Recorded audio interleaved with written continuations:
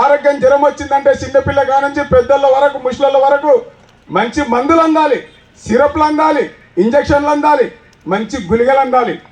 కానీ గుళికలు మాత్రలు అమ్మాల్సిన మెడికల్ షాపులను మాత్రం ప్రైవేటు వాళ్ళకు అప్పచెప్పి జనాల లివర్లు కిడ్నీలు మెంటల్గా మారే కల్తీ లిక్కర్లు మాత్రం గవర్నమెంట్ అమ్ముతుంది. ఇదేనా న్యాయం? ఇదేనా వాళ్ళు చేసే మేలు? ఆలోచన చేయండి. ఈరోజు రెగ్యులర్గా ఒక కోటర్ తాగిన మనిషి ఆపేస్తే మెంటల్ అయిపోతున్నాడు. కంటిన్యూ చేస్తే కిడ్నీలు ఫెయిల్ అవుతున్నాయి, లివర్ ఫెయిల్ అవుతున్నాయి. ఆరోగ్యం కోసం తీసుకోవాల్సిన ఆల్కహాల్ని అనారోగ్యం కోసం మన మీద రుద్దుతున్నారు. అవి కూడా ఎక్కడ దొరికిన బ్యాన్లు మన దగ్గర దొరుకుతున్నాయి, అతి ఎక్కువ రేట్లకు మనకనే దొరుకుతున్నాయి. మద్యపాన పూర్తి నిషేధం చేస్తాను, నిషేధం చేసిన తర్వాత ఓటు అడుగుతాను, మనమ తిప్పను మార తప్పను అన్నారు. నేను కూడా విన్నాను, మీరు కూడా విన్నారు. కానీ మంచి మంది తీసేసి కలిసి మందు అమ్ముతుంటే కూడా లేదు మేము వాళ్ళకే ఓట్లేసామంటున్నారు. మన ఆరోగ్యాలు ముఖ్యమా, పైన అధికారంలో ఉండడం ముఖ్యమా? నిజానికి స్కూల్ కట్టించి నాడు నడికిందా నేను డెవలప్ చేసినాను, ఈ రాష్ట్రాన్ని విద్యా వ్యవస్థను ముందుకు నడిపినాను అన్నాడు కదా. బిల్డింగ్లు కట్టినారు, రంగులు వేసినారు, కానీ దాంట్లో టీచర్లు లేకుండా చేసినారు. చూస్తున్నారా? ఇదే వైసీపీ లీడర్లు ఒకవేళ ఉంటే అన్నలారా మీ మీద నాకు ఎటువంటి కోపం లేదు, వైసీపీ ప్రభుత్వం మీదనే నా బాధ అంతా. నిజంగా వైసీపీ లీడర్లు ఉంటే, నిజంగా విద్యా వ్యవస్థను జగన్మోహన్ రెడ్డి బాగు చేస్తుంటే ఈరోజు ప్రైవేట్ స్కూల్లో ఉన్న మీ పిల్లల్ని గవర్నమెంట్ స్కూల్లో చేర్పించండి. నిజంగా వైసీపీ బాగా చేసిందని నేను నమ్ముతా. మీ లీడర్ల పిల్లలంతా పోయి కార్పొరేట్ స్కూళ్ళల్లో ఇంగ్లీష్ మీడియంలో డబ్బులు కట్టే పనులు చదువుకోవాలా? పేదోడు ఫీజు కట్టాలని రోజు కూలి పని చేసేవాడు మాత్రం గవర్నమెంట్ స్కూల్లో చదువుకోవాలా? టీచర్లు ఉండకూడదు. టీచర్లు లేని గుడి బడి ఎందుకు పనికి వస్తుంది?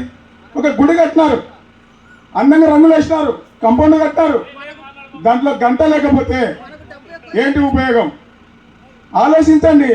నాకు ఎవరి మీద బాధ లేదు. బహుజనులమైన మనం, ఎస్సీ ఎస్టీ బీసీ ముస్లిం మైనార్టీలమైన మనం ఈ దేశ ఎదుగుదలలో, ఈ రాష్ట్ర ఎదుగుదలలో మన కష్టార్జితం ఉంటుంది అన్నారు. ఒక రోడ్డు వేయాలన్నా, ఒక ప్రాజెక్టు కట్టాలన్నా, ఒక బిల్డింగ్ కట్టాలన్నా, ఒక కాలేజీ నిర్మాణం జరగాలన్నా, ఒక స్కూల్ కట్టాలన్నా మనం పని చేయకపోతే ఏ బిల్డింగ్ తయారు కాదు, ఏ ప్రాజెక్టు తయారు కాదు. కరువు పని కూడా మన మీదనే ఆధారపడి ఉంటుంది. కాలువలు తీసే మన్ను కానుంచి ప్రతి పని ఎస్సీ ఎస్టీ బీసీ ముస్లిం మైనార్టీలు చేయకపోతే ఈ దేశం క్లీన్గా ఉండదు. టౌన్లో ఎస్సీ ఎస్టీ బీసీలే రోడ్లు ఊడ్చేది, కాలువలు ఎత్తేసేది. ఓసీలు మాత్రం కేవలం రాజ్యాధికారంలో ఉన్నారు. ఈరోజు వాలంటరీ వ్యవస్థ అంతా మన పిల్లలు వాలంటరీలు, సచివాలయంలో మన పిల్లలు, కానీ సలహాదారులు మాత్రం ఓసీలు అన్నారు. వాళ్ళు మనం కట్టే పన్నుల ద్వారా గవర్నమెంట్ నడుపుతూ నువ్వు కొనే ఉప్పు ధర, పప్పు ధర, సీర ధర, కమ్మ ధర, కాకరికి కొట్టించే పైపులు గాలి ధర కూడా జిఎస్టీ ఎస్టీ అని మనం పన్నులు కడుతుంటే ఆ డబ్బంతా 2 లక్షల కోట్ల రూపాయలు అయితే ఆ డబ్బును తీసుకొని మనకు పంచుతూ మనకు రోడ్లు, వాటర్ ట్యాంకులు నిర్మించాల్సినటువంటి గవర్నమెంటు ఆ డబ్బులని నాణ్యత లేకుండా కట్టి రోడ్లను వేస్తుంది. ఆలోచించండి. ఓటు అనే ఆయుధం తప్ప, వీళ్ళని ఎదిరించడానికి ఓటు అనే ఆయుధం తప్ప ఇంకో ఆయుధం లేదు. ఓటు మీ చేతిలో ఉంది, మీరు నచ్చిన వాళ్ళకి వేసుకోవచ్చు. ఆలోచన చేయండి. మనము మన ఇంటి ఆడపిల్లను ఒకరికి ఇచ్చేటప్పుడు ఆలోచన చేస్తాం, ఇతను అంతకుడా, నేరస్తుడా, లంచగుండా, అంతకుడా అని.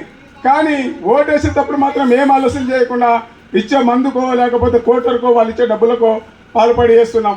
మనం మాత్రం పాలితుల్లో ఉన్నాం. బహుజనులు ఈ దేశాన్ని ఏలాలి లెక్కమడి. ఎందుకంటే బీసీలు 65% ఉన్నాం ఈ దేశంలో, ఎస్సీలు ఎస్టీలు బీసీలు అంత కలిపితే 85% ఉన్నాం. 85% ఉన్న ఓట్లు మనవి.